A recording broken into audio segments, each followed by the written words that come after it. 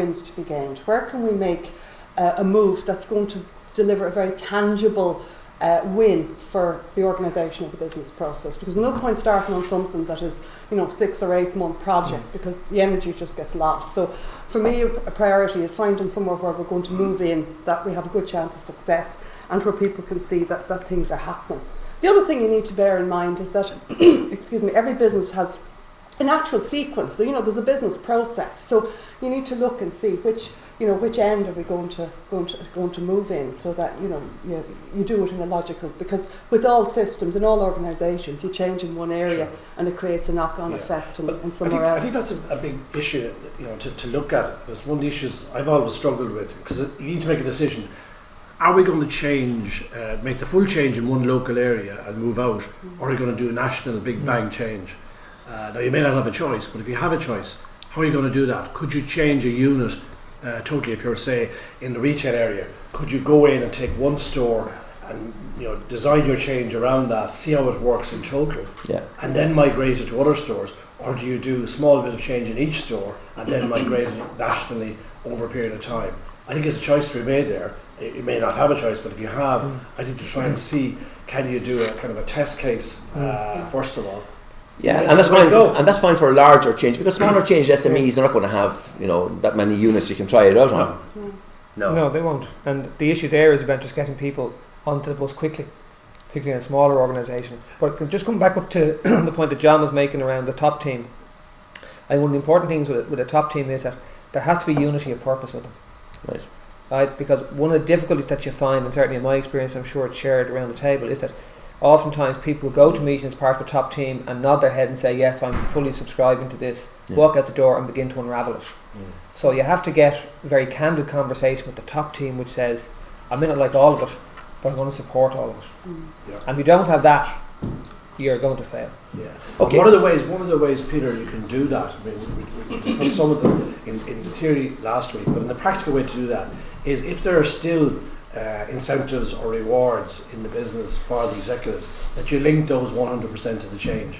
In other words, the bonuses, the increases, the incentives are not paid unless the change program is achieved. So you link it and say, this is the most important priority we have this year, guys.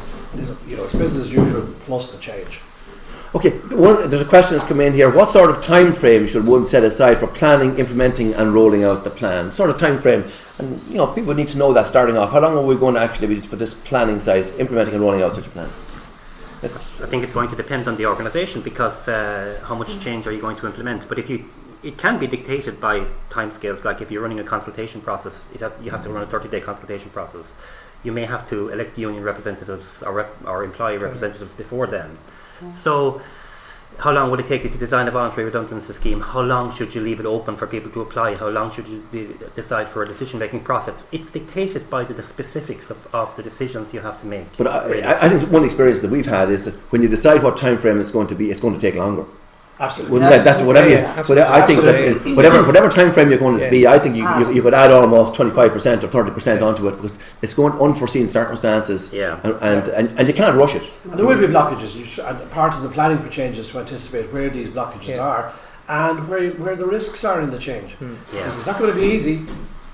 That's the basic thing. It's going to be difficult. You're going to face difficulties. The question is, can we sustain the business through those difficulties? Now, in terms of looking at designing that plan, is there a template that you can put down for that, or should we put a template up here for people just to say, here's the sort of thing that you could actually do if you fill this in? It's the sort of if you go back to parts of the plan. Go back to what Mick was saying earlier. There are certain themes you have to cover off in terms of the plan.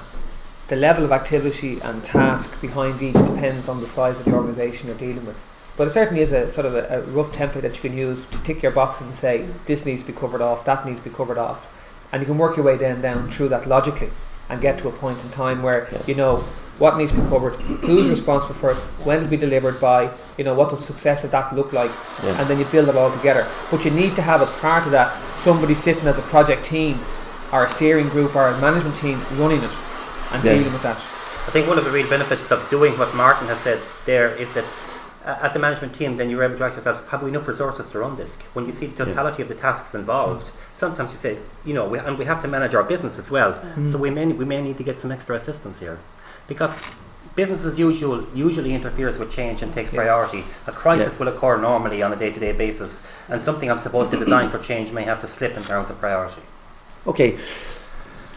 I come back to my point there in terms of if we're to help people out there wondering about this, can we post something up here, kind of an outline template that people could actually get their hands on and say, look, if we go through this here, it'll probably work out okay? We'll have a look at that, certainly. I mean, I think something like a Microsoft project, simple plan of what needs to be done, when is it to be done by, who's going to do it, the various subtasks involved. Or even to use Dave Ulrich's change profile and to assess your management team across the 8 categories and see where you're strong and where you're weak would be useful for any organisation. You can do that very quickly around the table with a senior management team.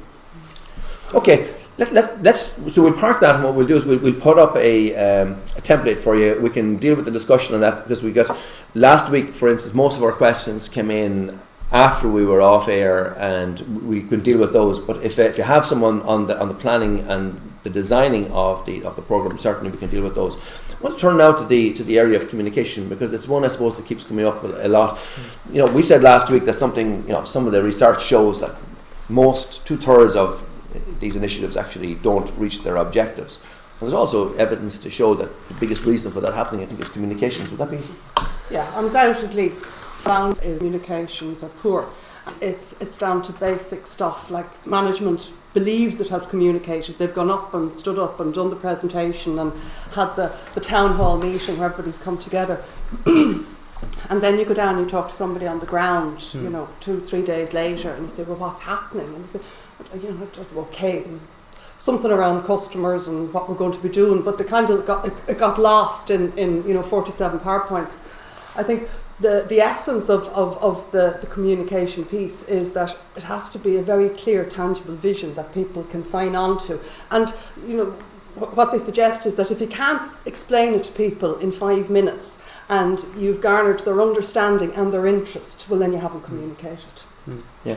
Well, certainly myself and Peter were involved in something recently where somebody came along with just less than Ashley's 47, came with 37 slides for the explanation for the change programme. And after a bit of surgery, it was down to 3. And really to build an inescapable logic in the story where people understood and would appreciate why the change needed to happen. And certainly in that case and another case I've been involved in, the capacity to communicate something clearly, basically by pictures, is often much more beneficial for people than words. Because the picture can be a graph, a pie chart, whatever, but that's what they'll remember. They'll remember a big red box below the line that says, we don't take this action, this is what happens. So if you can just condense your information down to something that people can actually visually interpret, you have a better chance, and then you wrap